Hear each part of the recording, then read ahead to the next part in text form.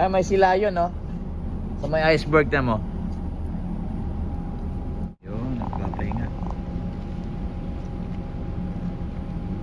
Ang laki ng tipak na yun.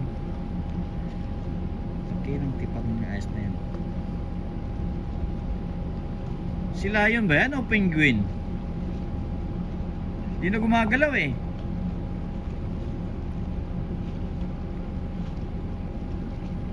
Hindi na gumagalaw oh. Ah, penguin dalawa. Akala ko sila. Hindi, sila yun nga. Sila yun. Hindi ba?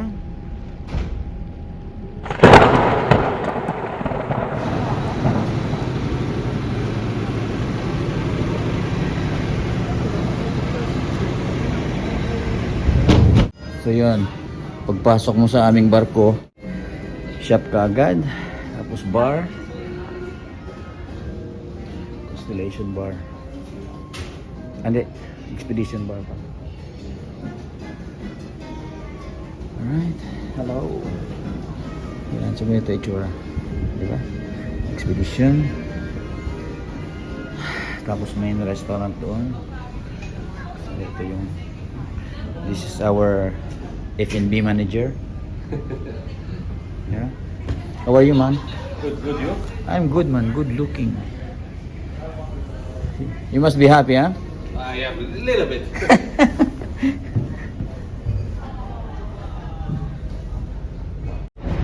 So, itong sitwasyon ngayon dito sa may Ushuaia, December 9 ngayon. Ito yung barko. Yan, yan yung amin. Alright.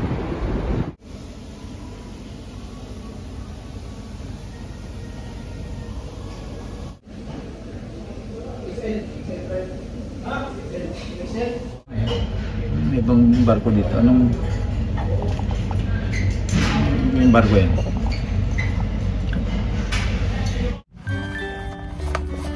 Check tayo ng BP natin. Buti na lang dala ko tong BP machine ni Mrs. Ito yung gamit-gamit ni Mrs. nung buhay pa siya. So, dinala ko na lang dito para i-maintain ko yung aking, checkin ko yung aking BP lagi, araw-araw. So, alas 10:30 ng gabi dito, December 14. Your systolic pressure was 136 millimeters of mercury. Diastolic pressure was 84 millimeters of mercury. 136.84. Pwede na. At least may healthy na choices, ano? Oo, Yan, sir. Hindi yung puro karne na lang. Yan, oh. Midnight snack ito, guys, ha? Midnight snack. Di naubusan ng pagkain dito. Sea Venture. Nakalimutan nila lagyan ng BORN. Parang biging Seaborn Venture. Ay, ay, ay. Yung view. Hindi na ako akit sa taas. Lamig eh. Puro ng ice. Siyempre, what to expect, no?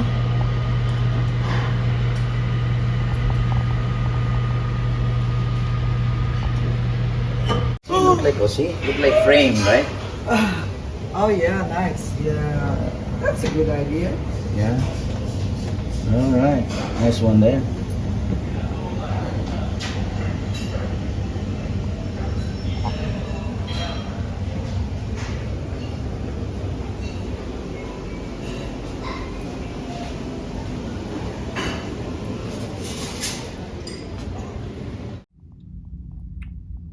Kinilaw na tuna,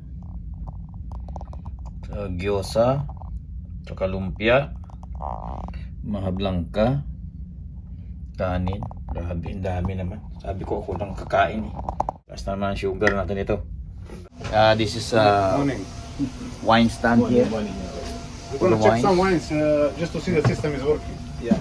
So you have to give me one which you know that you sold. So, this is our revenue wines. Because I know you're writing Expensive down. wines. Pinakamura dito. Doesn't $100 matter which per popular bottle. one, whatever. You know by heart. Everything is working. Insignia. Okay, Sigma. That's the best bar manager on board. Only. The best chief purser on board. The best sommelier on board. Head sommelier. Cheers. Where is it here?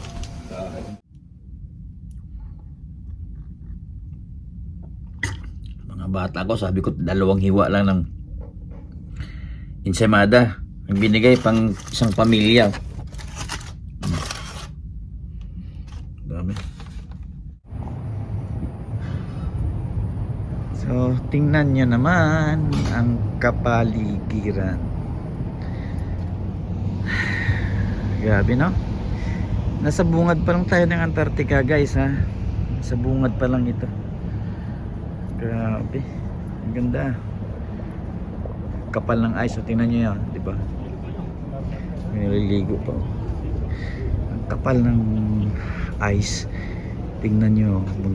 Siyempre, yung area na yan dyan talagang nagbagsakan na, di ba?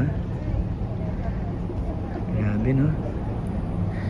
Ang tindi. So, iilang tao lang yung may swerte na nakakarating dito. Isa na tayo doon. Libre pa, no? Yung iba may bayad. Ilan yung magkano binabayaran nila? $100,000 isang cruise. Depende yun sa suites na kinukuha nila, accommodation nila dito. Grabing kapal. Alright, doon, lalo na doon, kapal ng ice doon. Grabe, huh? Ganda. Kaso nakakasawa lang dahil araw-araw ito makikita mo. Di ba, oh? Nakakasawa na lang din kasi araw-araw ito lang yung view makikita mo pag lumalabas ka. I mean, nasa open deck. Kaya yan, bihira na rin ako lumabas.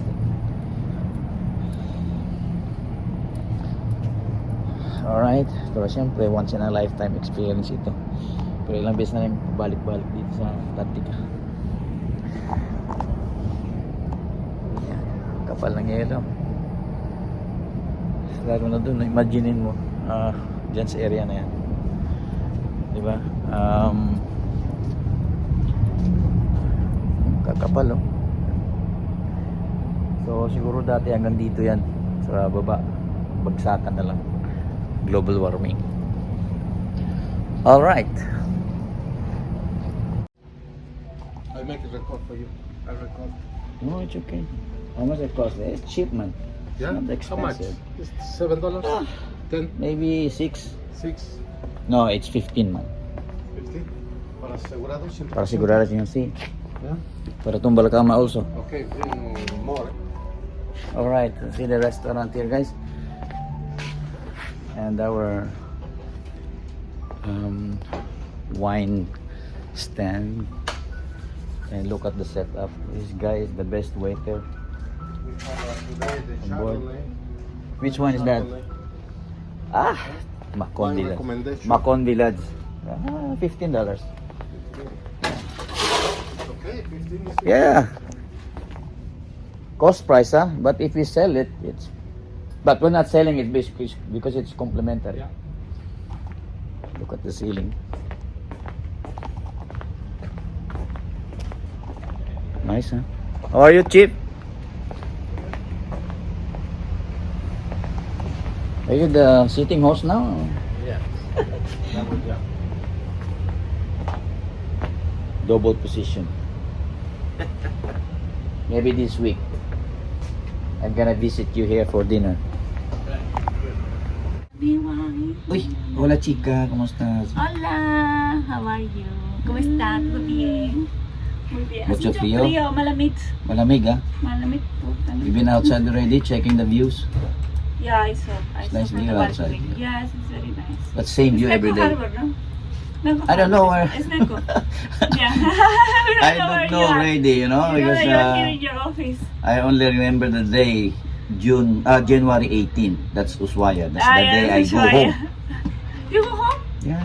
Ah, For just a month vacation and then I go yeah, then transfer where you to Sibon Puso. I know, I like it. Senor, thank you so much.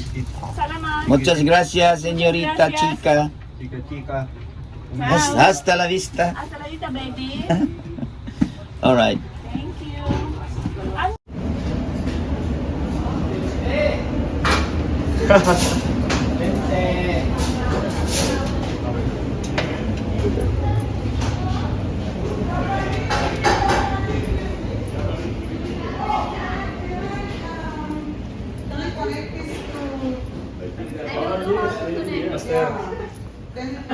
Welcome to your vlog. Oh my God, I love Seaborn. Yeah. Wow, plenty. Chef, we have any like sauce, like soya sauce? The same one. Milk jug, yeah, same thing. Oh, is it the milk there? The milk jug, they need the guy need to bring milk Huh? jug from Sino namatay? room service. So, They tell him to get a 4 or 5 jugs. sure, bring 5 jars from room service. Okay, let's give it some. This is the only vegetarian. That's why he. Tingnan nyo yung, Hindi malaka. Ano yung malamig? tingnan nyo yung bisyo. Tingnan nyo yung bisyo naliligo oh, sa jacuzzi. Dito sa Antarctica. Oh. Nag-snow pa yan. Nag-i-snow pa. Yes. Wala kami taga rito kasi kami mas... My God, ganyan ba sa ano, Davao? Saka sa Surigao? Taga rito kami. Ha? Ganyan sa Surigao? Yes, ganito sa Surigao dahil sa Bukidnon. Yun, Buda. Nag-i-snow pa guys. Oh. Matindi yung kapal, ang kapal ng mga balat ninyo. Meron? Falls. Walang true? Saan ang falls? Ayun nga oh. Ang kakapal ng yelo oh, talagang yung mga ano din, oh, layag. Barko. Uy, laki oh. Oh, sanggala. May penguin pa oh. Penguin naglalakad oh. Diba? Ganda. Ang ganda. Kakapal lang yun. Siguro yung nandyan mga nasa, sa tingin mo mga ilang story, ano yan? 5-story building? Kataas ang ano lang? Mataas pa sa Burj Khalifa yan. Hindi ba itong ano lang? Itong Yellow? nabagsakan, parang babagsak na? Ano, parang siguro mga ano yan. 5 to 6 no? 5 to 6 floor. Oo. Yan ang laki oh. Laki, grabe oh. Eh, may mga dolphin oh. Liliit ng dolphin. Anong dolphin? Saan dolphin? Liliit oh. Oo nga. Hindi makita sa camera. Ang daming dolphin oh, maliliit. Dito sa kabila oh. Kapal din oh. Grabe no. Di ba? Oh. Nakarating na kami rito, kami pang binabayaran. Ang daming guest na sa baba.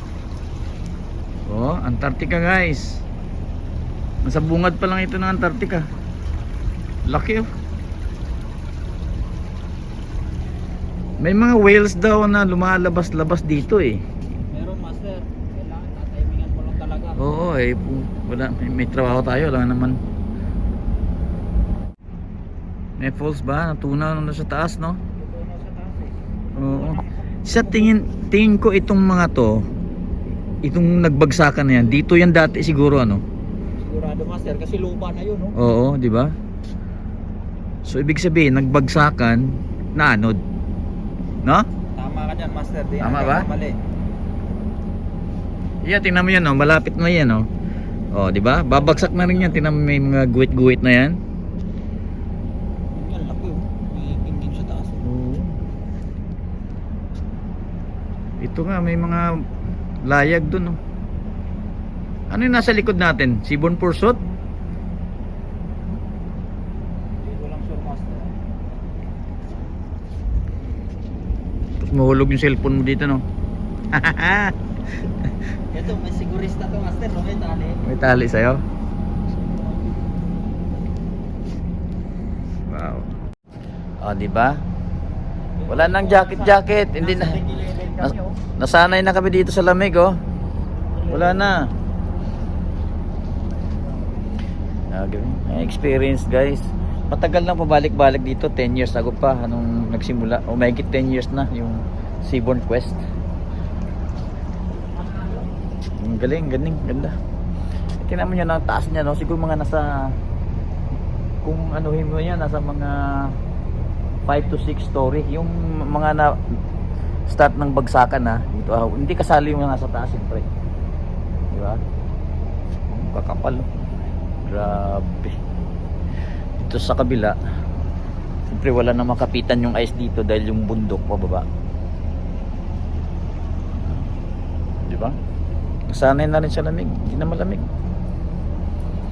Anong oras na? Alas 9. Alas 9 na ng gabi. Tingnan mo na. Liwaliwanag pa. May sila yun, no? Sa may iceberg na mo. Ayan, may sila yun, guys. Yun, nagpapahinga. Yung laki ng tipak na yun. Laki ng tipak ng ice na yun. Sila yun ba yan o penguin? Hindi na gumagalaw eh.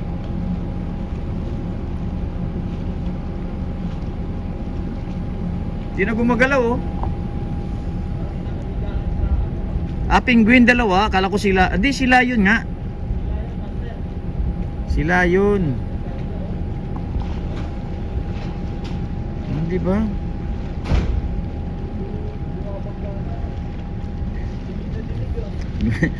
Mabangga kami sa iceberg. Laki oh. Grabe. Amazing, di ba? Yun ang experience dito. Yan, kunting ano pa yan, babagsak yan eh. Yan, yung mga yan, babagsak na yan. Di ba? Yun, dinig na dinig yung bangga nung nung ice. Itong kapal oh. Sarap maglaro ditong basketball oh. Yan oh.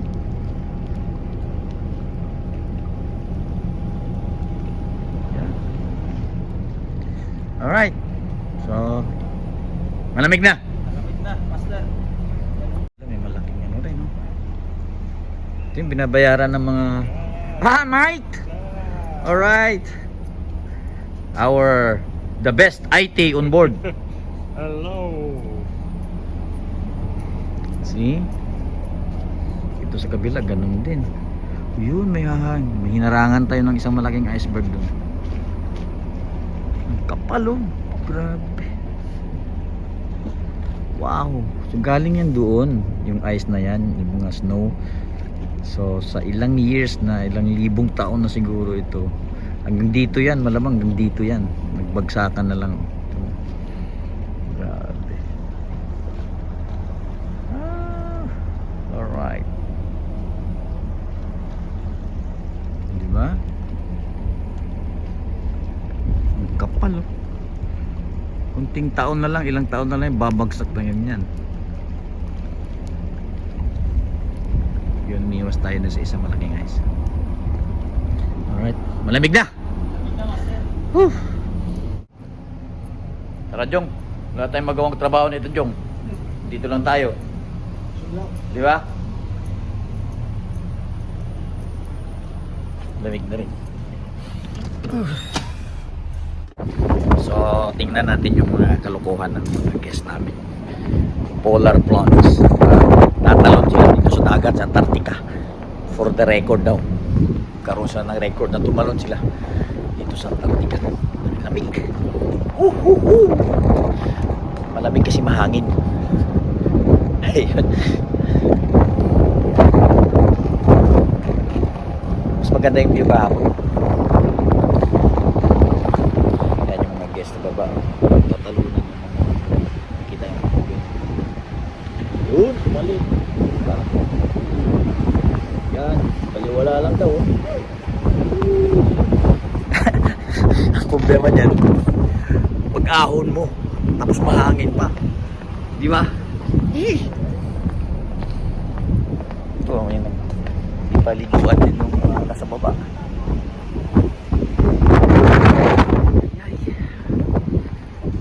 So, in 4 days time, uwi na rin ako. So, nasa Jensen ako siguro sa 21 naman January. 18 ako alis dito.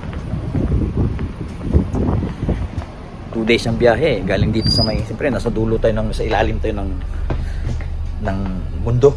Sa ilalim. So 2 days ang flights from dito sa Ushuaia, dito sa pinakababa ng South America, papuntang Pilipinas. So 2 days yun. Then pagdating sa Pilipinas, Maynila, mag-stay pa ako ng 1 day sa Maynila bago lilipad ng papuntang Davao. Sa Davao ako mag-flight pa away. Dahil kunin ko yung sakyan na gamit ni Kuya Gian.